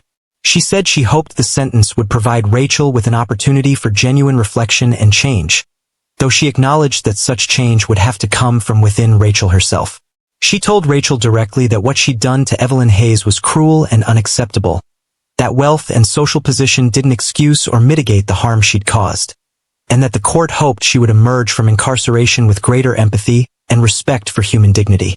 Rachel was given 30 days to get her affairs in order before reporting to prison, and the hearing concluded. Outside the courthouse, Marcus made a brief statement to the handful of reporters who'd shown up. He said he was grateful that the justice system had taken his mother's suffering seriously, that the verdict and sentence affirmed that elder abuse was a serious crime regardless of the victim's cognitive state, and that he hoped other families facing similar situations would have the courage to come forward. He thanked Jennifer Ramos and her team for their advocacy, thanked Dr. Gupta for her careful documentation and testimony, and asked that his family's privacy be respected going forward as they focused on healing. Then he got Evelyn and Teresa into the car and drove home for the last time as participants in a criminal case. The legal proceedings were finally over. Rachel would serve her time, disappear into whatever life awaited her after prison, and Marcus and Evelyn could begin focusing on the future rather than constantly reliving the past. The 18 months following Rachel's sentencing were a period of quiet rebuilding for Marcus and Evelyn. Rachel reported to prison as ordered and disappeared from their lives completely. Marcus heard through his attorney that she'd been assigned to a minimum security facility about 90 minutes from Alpine, but he had no interest in visiting or maintaining any contact. The divorce was finalized while Rachel was incarcerated, the proceedings uncontested since Rachel had no leverage and no defensible position from which to negotiate. The prenuptial agreement Marcus's attorneys had insisted on before the wedding protected his assets, and Rachel emerged from the marriage with nothing except what she'd brought into it. Marcus didn't feel victorious about this. He felt nothing about Rachel at all, as if the woman he'd married had been replaced entirely by the stranger who'd abused his mother, and his emotional connection had been severed completely. Evelyn's physical health stabilized under Teresa's excellent care. She gained back the weight she'd lost, her blood pressure normalized with proper medication management, and the bruises healed and didn't return. Her cognitive decline continued, as it inevitably would with her condition, but the progression seemed slower than during the months with Rachel, as if removing the chronic stress had given her brain some reprieve. Marcus spent more time at home, delegating more responsibilities at work to trusted executives so he could be present with his mother while she still recognized him most days. They established routines that gave Evelyn comfort and security. Breakfast together every morning. Walks around the estate grounds in good weather. Evenings in the library where Marcus would read aloud to her. Books she'd loved when she was younger that sometimes sparked memories and stories from her past. These weren't dramatic healing moments. They were quiet and ordinary, and that ordinariness was exactly what Evelyn needed. Safety doesn't announce itself with trumpets and fanfare. It accumulates through consistent small experiences that teach you the world isn't always dangerous, that not everyone will hurt you, that you can exist without constantly bracing for the next blow. Marcus watched his mother slowly relax into this safety, watched the hypervigilance fade from her eyes, watched her smile more readily. These changes were his evidence that pursuing justice, despite the enormous personal and financial cost, had been the right choice. His mother had spent her final years knowing someone had fought for her, had believed her, had decided she was worth protecting. That knowledge had allowed her to heal in ways that wouldn't have been possible if Marcus had handled things quietly or looked away. About 2 years after Rachel's sentencing, Marcus received a letter forwarded through his attorney. It was from Rachel, written from prison. Marcus's first instinct was to burn it without reading, but curiosity won out. The letter was 3 pages, handwritten on prison stationery. Rachel didn't apologize for abusing Evelyn. She apologized for what happened, language that removed her agency, and made the abuse sound like an unfortunate event rather than deliberate actions. She said she'd been overwhelmed and hadn't handled things well. She said she'd learned a lot about herself during her incarceration. She said she hoped Evelyn was doing well and that Marcus had found peace. She said she hoped he could forgive her someday, that she'd never meant for things to turn out this way. The letter was carefully crafted to sound contrite while actually accepting no real responsibility. It was self-serving and manipulative, exactly what Marcus expected from Rachel. He read it once, felt nothing, and filed it away in the folder of legal documents from the case. He didn't respond. Rachel wanted absolution, or at least wanted to perform the appearance of seeking it. Marcus wasn't going to provide that. Some things don't deserve forgiveness, at least not on the perpetrator's timeline or terms. Forgiveness, if it ever came, would be on his and Evelyn's terms, and given that Evelyn's memory of Rachel was becoming increasingly fragmented, that forgiveness would likely never be explicitly granted. Marcus did share the letter with Dr. Chun during his next therapy session. They discussed it at length, Dr. Chun pointing out the linguistic ways Rachel avoided accountability, the subtle manipulation embedded in phrases like, "what happened" and "things turned out." They talked about Marcus's lack of emotional response to the letter and what that signified. Dr. Chun suggested it indicated healthy detachment, that Marcus had processed his betrayal and anger sufficiently that Rachel no longer had power over his emotional state. Marcus wasn't entirely sure that was true.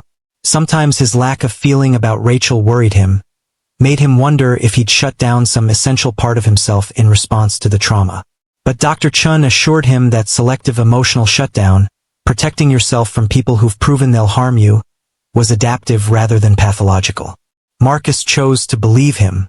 He had limited emotional energy, and he'd rather spend it on his mother and on rebuilding his own life than on the woman who'd tried to destroy both. Evelyn's dementia progressed steadily over the following year. She began having more confused days than clear ones, started forgetting who Marcus was more frequently, sometimes thought she was decades younger and would ask for people who'd been dead for years. Marcus had known this would happen eventually, but the reality of losing his mother incrementally, piece by piece, was harder than he'd anticipated.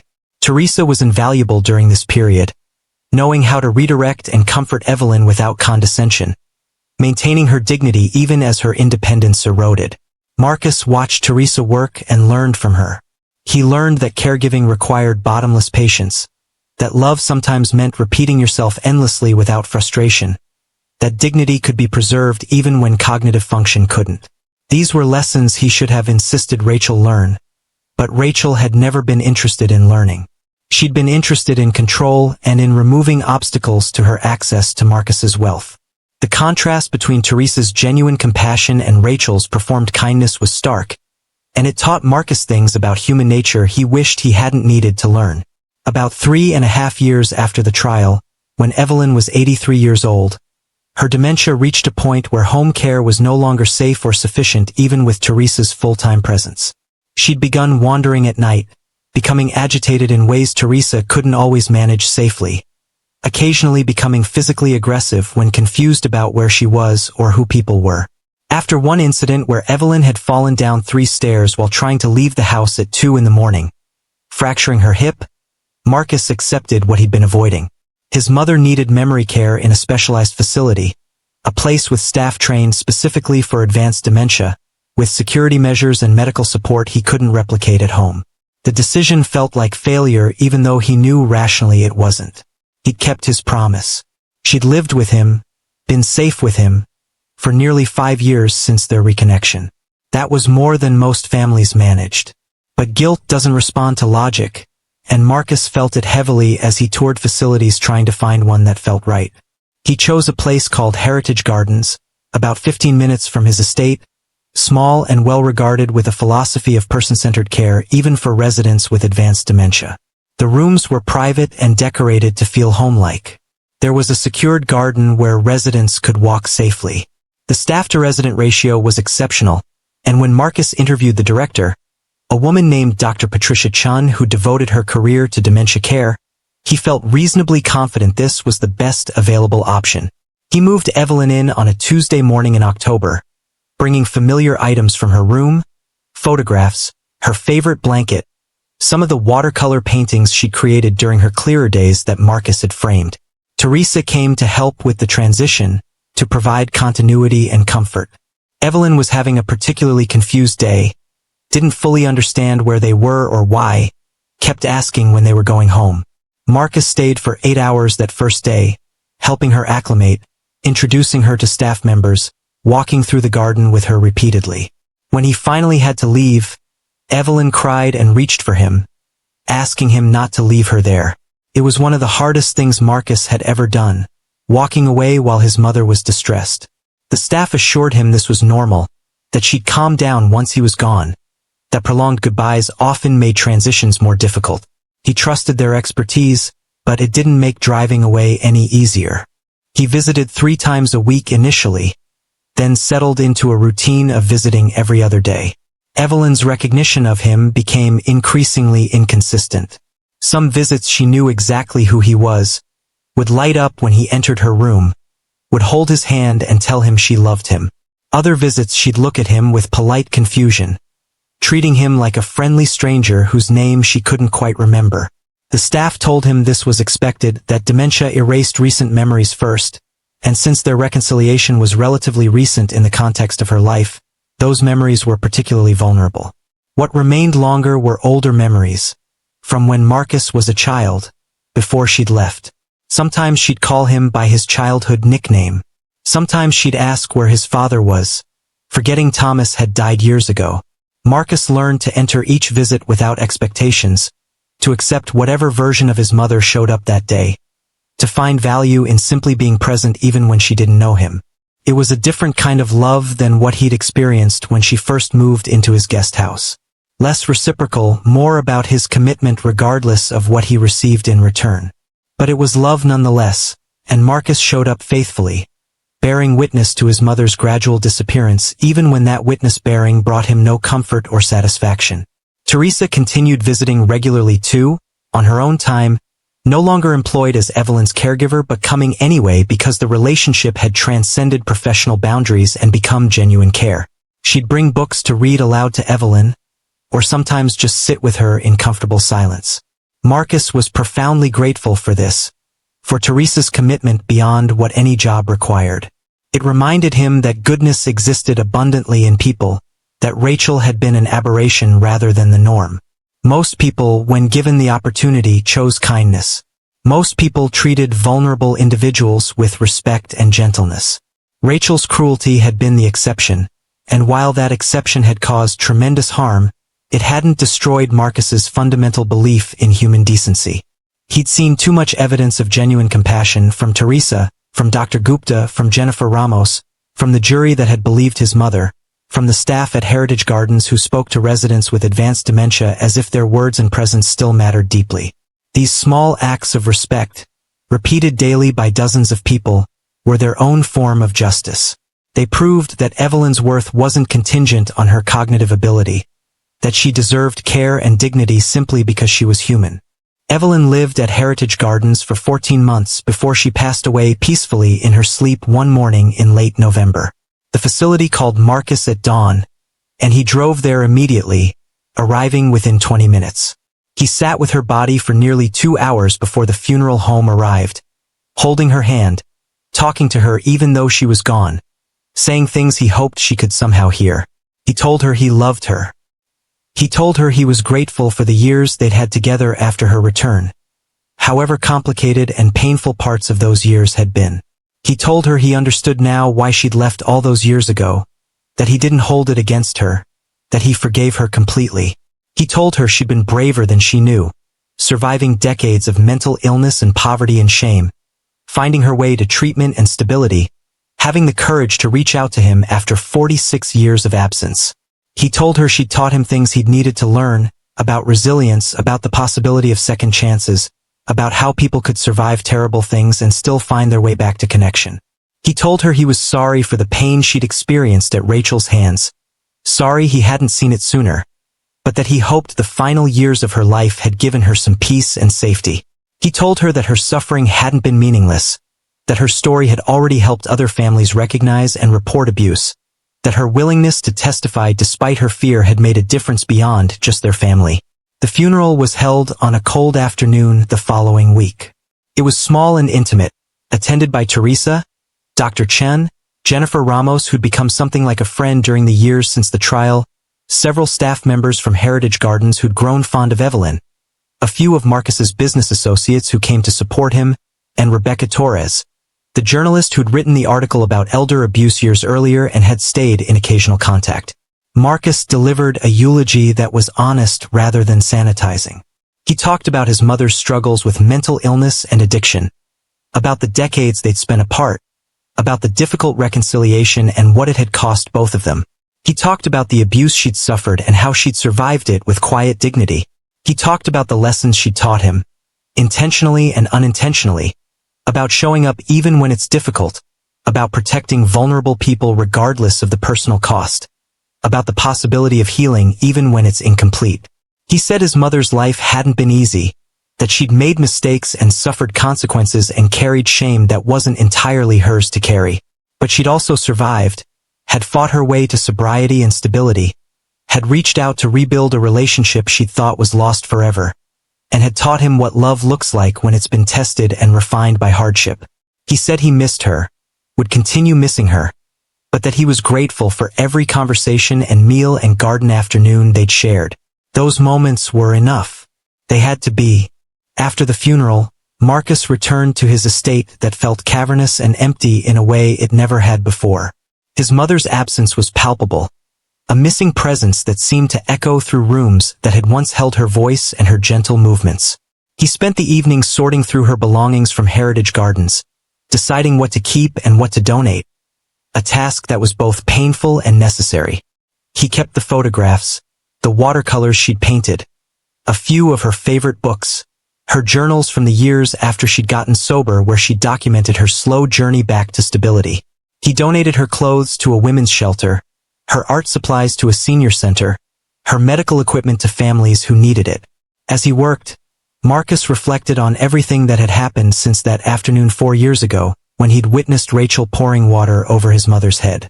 That single moment had fractured his life completely, had cost him his marriage, his privacy, 18 months of his life consumed by legal proceedings, and a permanent scar on his family's history. But it had also saved his mother from continued suffering, had validated her worth as a human being, had held someone accountable for deliberate cruelty, and had ultimately given Evelyn years of safety and dignity she wouldn't have had otherwise. There was no way to calculate whether the cost had been worth the outcome because some things can't be measured in those terms. You either do what your values demand when tested or you don't. And then you live with whatever choice you made, for better or worse. Marcus had chosen accountability over comfort. He'd chosen his mother over his marriage. He'd chosen to see clearly even when clarity was devastating. And though those choices had cost him enormously, had left scars that would never fully heal, he knew with absolute certainty that he'd made the only decisions he could have made and still been able to face himself in the mirror. His mother had spent her final years knowing she was loved, knowing someone had fought for her, knowing her suffering had been taken seriously rather than dismissed or minimized. That knowledge, Marcus believed, had been its own form of healing even as her mind deteriorated. She died knowing she mattered, and that was everything. In the months following Evelyn's death, Marcus slowly began rebuilding a life that wasn't defined entirely by crisis and caregiving. He returned his full attention to his business, which had continued operating successfully during the years he'd been distracted but now received his complete focus again. He reconnected with friends he'd neglected, accepted social invitations he'd been declining, allowed himself to imagine a future that included something beyond work and obligation. He started dating again very cautiously, testing whether he could open himself to that kind of vulnerability after what had happened with Rachel. It was difficult. He found himself watching for warning signs, questioning motives, struggling to trust his own judgment about people's character. But he persisted because the alternative, permanent isolation, felt like letting Rachel's betrayal define the rest of his life, and he refused to give her that power. He joined a hiking group, took up photography as a hobby, traveled to places he'd been too busy to visit during his years of building his empire. He deliberately constructed a life that had room for things beyond grief and responsibility and moral struggle. 3 years after Evelyn's death, Marcus sat in the garden behind his estate on a warm evening in late summer, watching the sky fade from blue to pink to purple as the sun set. He thought about his mother, about the unlikely journey that had brought them back together for 5 years after 46 years apart. He thought about Rachel, about how someone could appear so normal and functional while harboring such capacity for cruelty, about the gap between the person we present to the world and who we actually are. He thought about all the other families currently living through some version of what he'd experienced, wrestling with the same impossible choices between loyalty and accountability, between privacy and protection. He hoped some of them had found resources that helped them recognize abuse and report it. He hoped the legal system had continued improving, though he suspected meaningful change was slow. Mostly he hoped that vulnerable people everywhere had someone willing to fight for them the way he'd fought for Evelyn. Someone willing to see clearly even when seeing clearly was painful. Someone willing to act even when action carried enormous cost. How would you have felt in their place? If you discovered that someone you loved and trusted was systematically harming your parent, someone vulnerable who depended on you for protection, what would you have done? Would you have found the courage to document it, to report it publicly, to see the process through despite the personal destruction it entailed? Or would you have been tempted to handle it privately, quietly, in ways that preserved your relationships and reputation but might not have fully stopped the harm? These aren't hypothetical questions for millions of families. These exact situations unfold every single day across the country, and most families face these choices in isolation, without guidance, terrified of the consequences either way. Marcus had chosen visibility and accountability. He'd chosen to believe that his mother's dignity mattered more than his marriage, that justice, imperfect as it was better than silence. He'd paid an enormous price for that choice, but he'd also given his mother something irreplaceable in her final years. The knowledge that someone had finally chosen her, that her suffering had been taken seriously, that she'd been worth fighting for despite the cost. In the gathering darkness of that summer evening, fireflies began emerging, pulsing their gentle light across the garden. Marcus watched them and thought about legacy, about what we leave behind when we're gone. His mother had left him lessons about resilience and second chances, about how people could survive terrible things and still find their way back to connection, about showing up for the people you love even when they can't reciprocate in traditional ways. And Marcus had left his mother with something equally important in her final years. Safety. Dignity. The knowledge that her son had seen her suffering and refused to look away. That he'd chosen her over his own comfort and convenience. That she'd mattered enough for him to risk everything. In the end, that mutual gift of presence and protection, however imperfectly executed, was what mattered most. Not the wealth Marcus had accumulated or the empire he'd built. Not the justice system's verdict or Rachel's imprisonment. Just the knowledge that when tested, both Marcus and Evelyn had chosen love over fear, connection over isolation, truth over comfortable denial. And that choice, repeated over and over through thousands of small daily acts, had been enough. If the story moved you or made you think differently about elder abuse, about the choices we face when people we love are being harmed, about the courage it takes to see clearly and act accordingly, then please subscribe to our channel. Share this video with someone who needs to hear it. Leave a comment telling us what you thought or how this story affected you. These stories matter. The choices we make when no one important is watching, the ways we treat vulnerable people who can't defend themselves, the courage we find or don't find when confronted with wrongdoing, these things define who we are far more than our wealth or status or public reputation. Marcus Hayes was tested in ways most people never experience. He made choices that cost him enormously but also allowed him to face himself without shame. He protected his mother when she needed protection most.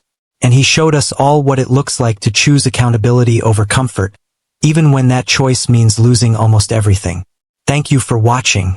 Thank you for caring about stories like this. And thank you for being someone who, hopefully, would make the same choice Marcus made if you ever found yourself in his position. Because the world needs more people willing to see clearly, even when clarity costs everything.